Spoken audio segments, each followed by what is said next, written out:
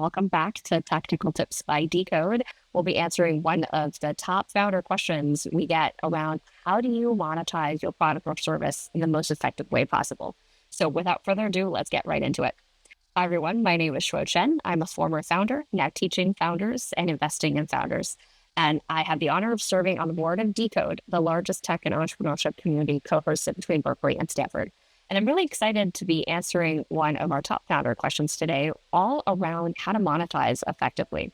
This is our biggest question from founders who are building incredible products and services and experiences for users that want to figure out how to make that sustainable through monetization.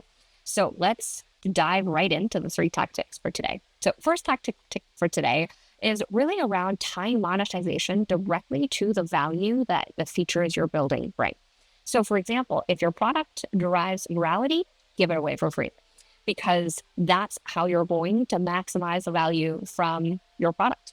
But if your product drives activation to long-term retention, then you want to give your product away until it's activated, and then you start charging your users.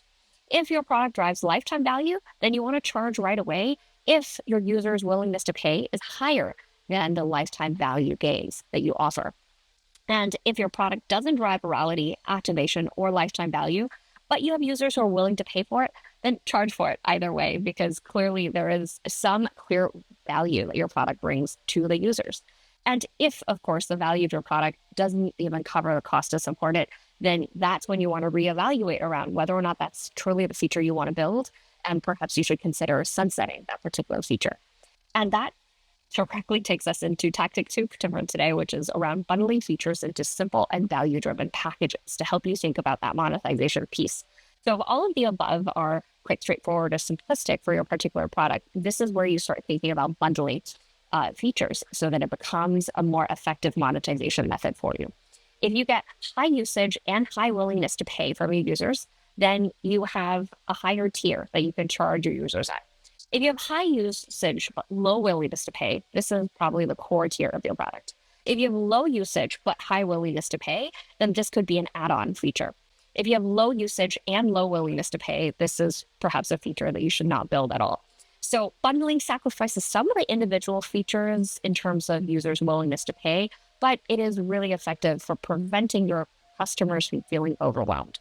So overall, when you want to consider bundling features into simple and value-driven packages, think about, is this high or low usage, and do customers have high or low willingness to pay for this particular feature? And based on each of those, you can price it either at a higher tier, at a core tier, as an add-on to an existing core tier, or perhaps not building that feature at all.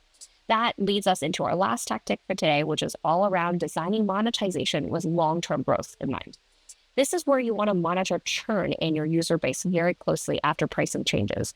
Of course, rising churn can absolutely offset your revenue gains. So churn is a number you very much want to pay attention to. You want to track this by cohort as well. So if you're onboarding multiple cohorts of users with different feature releases and different product features that are available, you want to try to correlate those as closely as possible.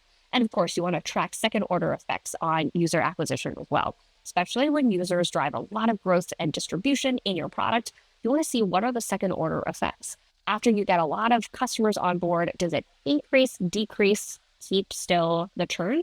And based on that, you can diagnose what to do accordingly.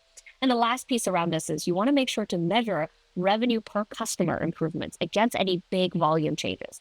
This is how you know that you don't sacrifice scale for short-term gains, because you don't want to acquire a lot of users only for that to sacrifice your revenue per customer. So make sure to monitor that particular metric. With that, we've talked about the 3 top tactics to help you think about monetizing your product effectively.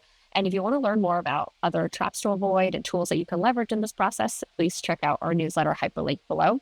And with that, please submit any other questions that you may have in the comments, or reach out to us directly on email or via LinkedIn. And we look forward to answering another one of your top questions in our tactical tips section for next week. See you next week.